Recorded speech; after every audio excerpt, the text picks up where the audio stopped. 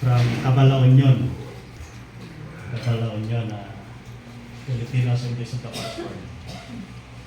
And then, inasawa ng Tico Rota. Nakasawa Ate, Guruto dito, Guruto. Nakasawa Tico Rota, kakapsat. Okay, so, nagabagyo. Ibalikan ka na ida. Okay. Nati kapsat yo, Shakti Region 1, Region 2, Business Management Coordinator, iti Samaritan Bayanihan.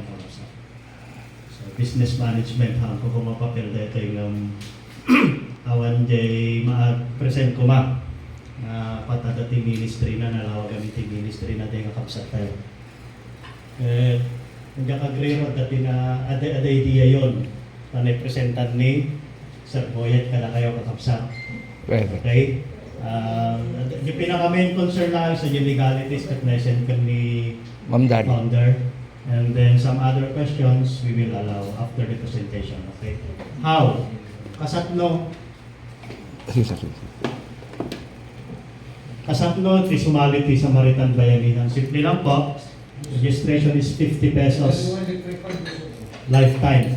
Sa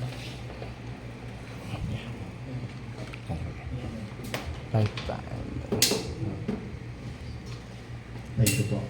Okay? 50 pesos lifetime. No renewal. Lifetime. Okay?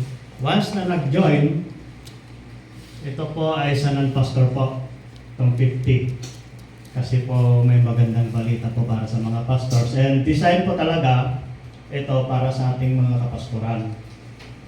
Ministry po kasi siya, magandang tool. Kagaya po ng nabanggit ni Founder kanina, nag-Quinton kami sa labas. Parang traditional na lang.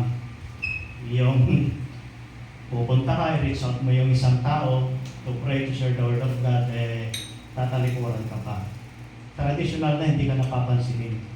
Ito po, napakagandang tool. Bakit? Once na nag-in sila dito, community po siya. Hindi religion ang usapan, kung Christian whatsoever, the whole community. Okay? Once na tinap natin ang full community, ang may papakilala doon yung church, kung sinong church yung nandun sa community. Let's say kung kayo po nag-leader, kayo po ang papakilala doon. Bakit? Doon natin papupuntahin ang lahat ng mga taga-community na nag-join dito para magbigay ng kanilang savings. So,